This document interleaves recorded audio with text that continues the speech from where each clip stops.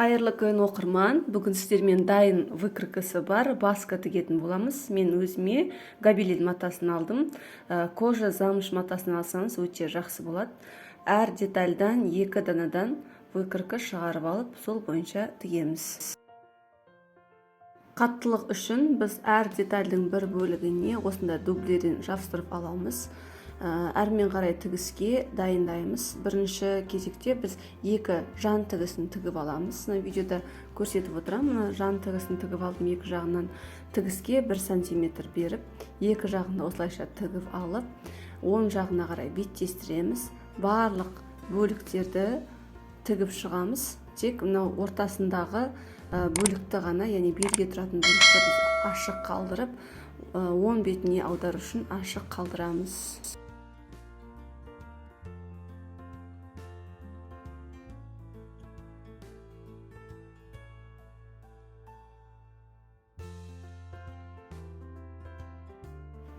Біз тігіп алғаннан кейін көрсетілген оң бетіне қарай аударамыз. Одан бұрын бір ұштарын қиып тастаймыз.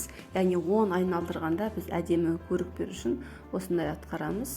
Және оң жаққа айналдырған кезде бұрыш-бұрышын үшкірлеу бір нәрсемен біз шығарып алатын боламыз. Яғни ол қаншалықты үшкір болып әдемі шығады, көрінісі де соған сәйкес келеді.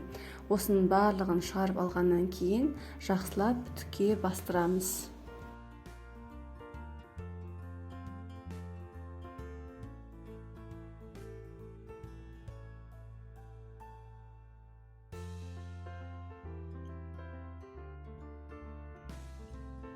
Енді біздің баскымыздың екінші бөлігі бұл белдікке арналады. Оған да біз дублерден жабыстырып алдық. Оның 2 жағын, үшкір жағын тігіп алып, оны көктеп, негізгі баскының основасына бекітетін боламыз. Яғни бірінші алдымен беттестіріп тігеміз.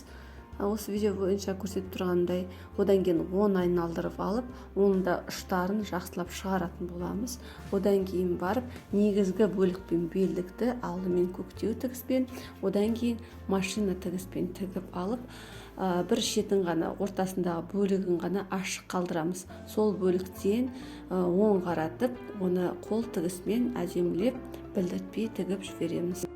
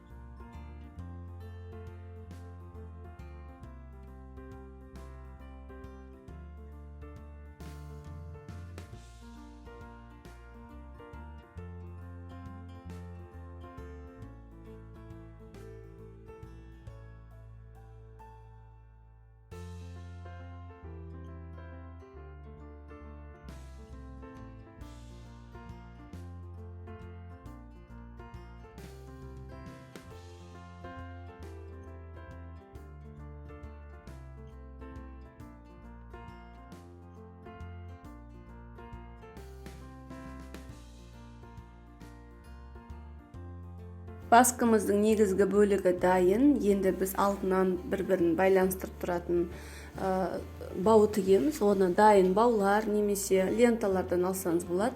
Мен негізгі материалдан алдым. Баудың ұзындығын, енің барлығын өзіңіздің қалауыңызша таңдап алсаңыз болады. Мен өз жағдайымда ұзындығы 40 сантиметрдай, ені 5-6 сантиметрдей матаны алған болатын. Енді оны негізгі басқаға енгізу үшін мен осындай темірлерді қолдандым. Үйде бар заттан қолдансаңыздар болады, немесе негізгі матаны тесіп сол жерге бекітсеңіздер болады. Яғни бұл жерде өзіңіздің ұйымдастыруыңызбен, әдемілік көзқарасыңызбен жасасаңыз болады.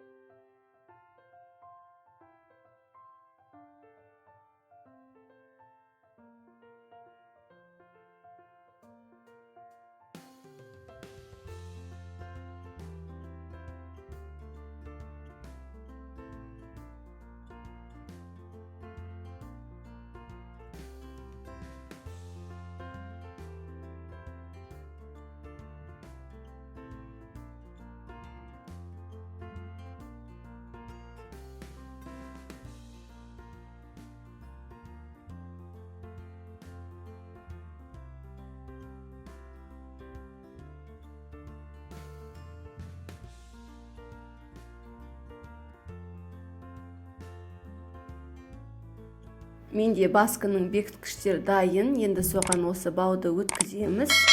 Болды, бізде әдемі баскы дайын. Менің басқа да видеоларымға қараңыздар. Және каналға тіркеліп, жаңалықтардан құр қалмаңыздар. Баскы бойынша ақпараттар описание бөлімінен қарай аласыздар.